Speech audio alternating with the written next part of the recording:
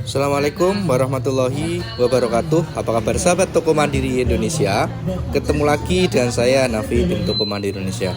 Sahabat Toko Mandiri Indonesia, di kesempatan kali ini saya mau sharing sama sahabat Toko Mandiri Indonesia. Bukan tentang yang ada di video ini, tapi ini sharing ya. Sharing pengalaman pribadi di bisnis minimarket.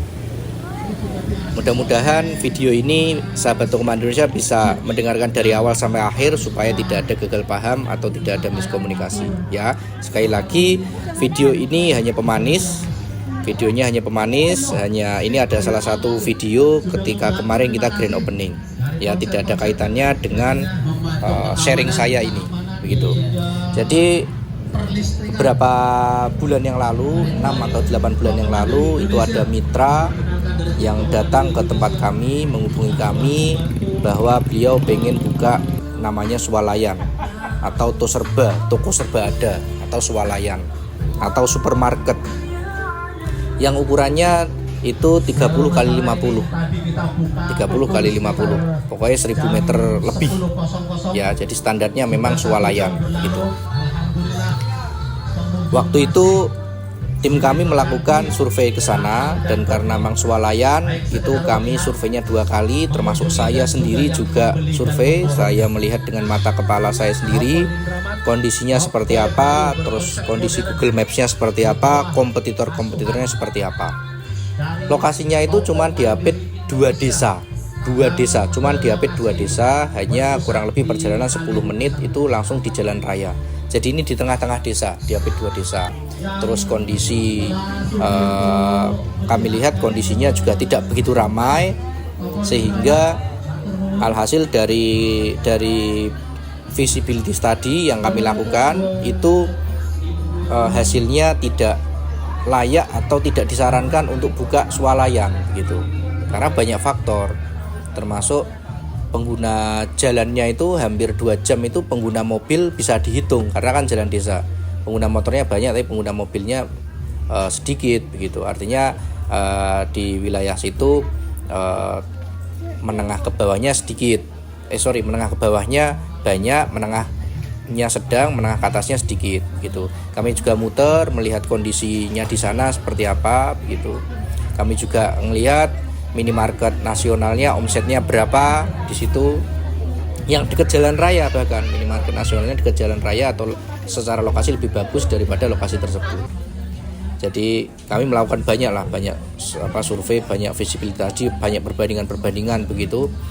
Alhasil kami memutuskan untuk ini tidak disarankan untuk buka minimarket. Swalayan.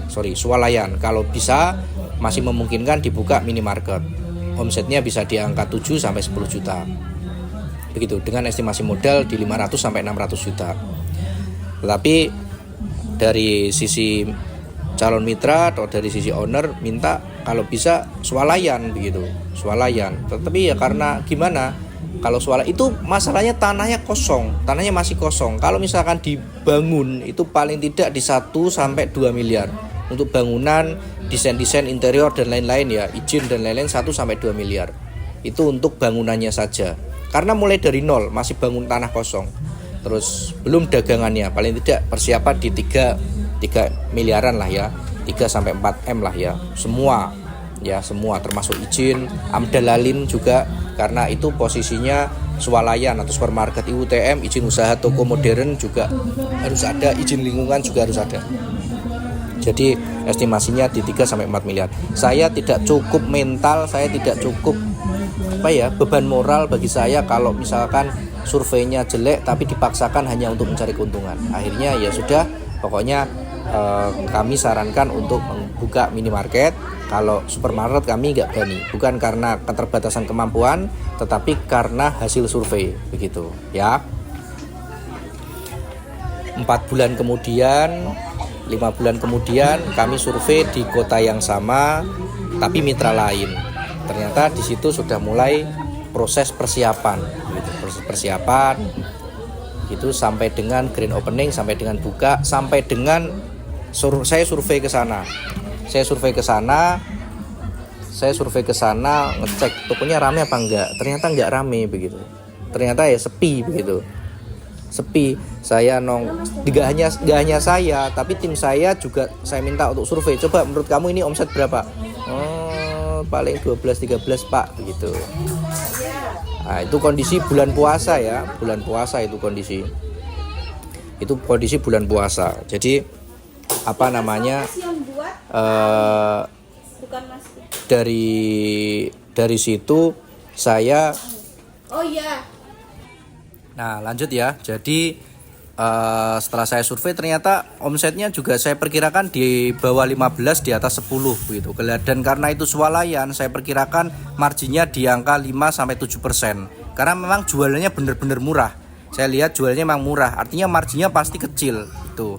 Terus poin yang kedua, memang semua dari 1000 meter persegi lebih itu semua ke display ada raknya gitu. Raknya emang banyak, tetapi shelvingnya itu nggak padat.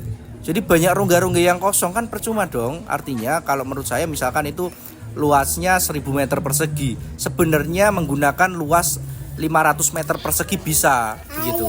Misalkan contoh rak tinggi 180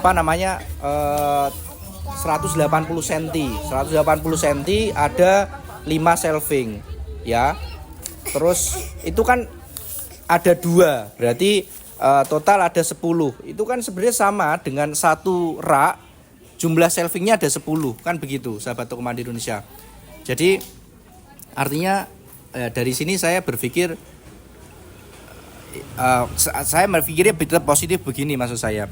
Artinya orang pasti bikin sesuatu ada tujuannya. Tidak mungkin hanya mungkin orientasinya tidak hanya profit atau dari owner punya sudut pandang lain di situ, atau punya strategi lain, atau punya cara lain begitu. Karena saya juga pernah melihat atau sharing ada tanah dibeli terus dibuat minimarket biar kelihatan gede, terus bakar-bakar duit supaya datengin orang, sampai dengan 6 bulan ditutup, tanahnya dijual, bangunannya dijual jadi hotel, laku keras atau harganya tinggi. Begitu juga ada. Saya nggak pernah ngerti, tapi